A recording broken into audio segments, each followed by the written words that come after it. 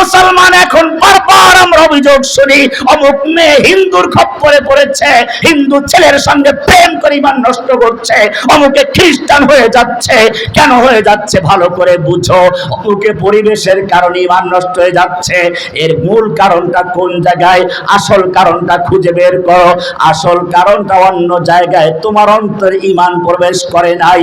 তোমার ঈমানটা হচ্ছে পরিবেশের ঈমান। বাপ দাদা মুসলমান, তুমিও মুসলমান। বাপ দাদা পরিবেশ মুসলমান, পরিবার মুসলমান, দেশটা মুসলমান, গ্রামটা মুসলমান, সব মুসলমান, তাই তুমিও মুসলমান। বুঝে শুনে ইসলাম গ্রহণ করো নাই। যদি বুঝে শুনে ইসলাম গ্রহণ করতে, তাহলে কোনো হিন্দু ছেলের প্রেমে তোমার পড়া সম্ভব ছিল না।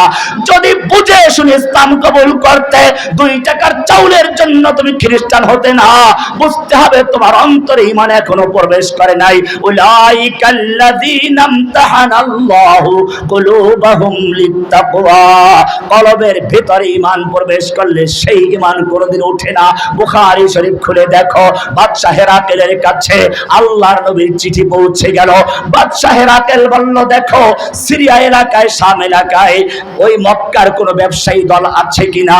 তৎকালীন সময়ে আল্লাহর নবীর সবচেয়ে বড় দুশমন আবু সুফিয়ানের নেতৃত্বে একটা ব্যবসায়ী দল সেখানে ছিল। বাদশা হেরাকেল তাদেরকে ডাকালো। রোম সম্রাট হেরাকেল জিজ্ঞেস করলো, ওহে মক্কার ব্যবসায়ী দল, বলো তোমাদের মধ্যে যেই লোকটা নবুয়ত দাবি করেছে মুহাম্মদ সাল্লাল্লাহু আলাইহি সাল্লাম, তার সঙ্গে বংশের দিক থেকে কাছের সবচেয়ে কে? ওর দলের লোকেরা বলল আবু সুফিয়ান। বলল সামনে বসো। বাকিদেরকে পিছনে বসাইলো।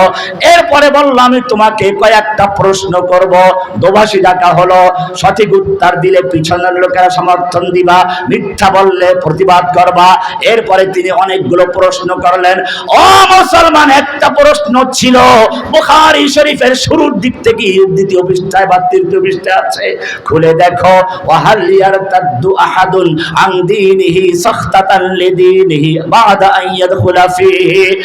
আবু সুফিয়ান, তুমি বলো, মুহাম্মদ সাল্লাল্লাহু আলাইহি সাল্লামের দ্বীন গ্রহণ করার পরে, সেই দ্বীনে ইসলাম কবুল করার পরে কোন ব্যক্তি দ্বীনের প্রতি অসন্তুষ্ট হয়ে, দ্বীনের প্রতি অপছন্দ করে মুরতাদ হয়েছে, ধর্ম ত্যাগ করেছে, এমন কোন নজির আছে কি না? আবু সুফিয়ান তখন আল্লাহর নবীর সবচেয়ে বড় দুশমন। ইসলাম তখনও কবুল করে নাই, কিন্তু মিথ্যা বলে নাই, বলল যে না, এমনটা হয় নাই।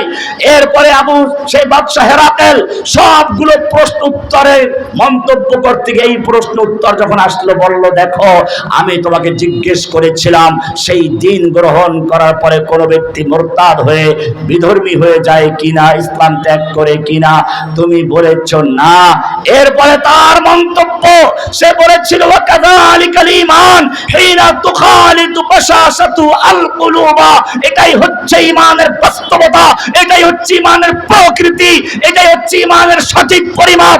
যখন কোন ব্যক্তির অন্তরের সঙ্গে ঈমান মিলে যায়, যখন কার অন্তরে ঈমান প্রবেশ করে, চিনি যেরকম পানির সঙ্গে মিলে যায়, এরকম যখন কার অন্তরের সঙ্গে ঈমান মিলে যায়, সেই ঈমান কোন প্রলোভন, কোন ভয়ভীতি, জুলুম অত্যাচারের মাধ্যমে ঈমান থেকে চুল পরিমাণ সরানো সম্ভব নয়।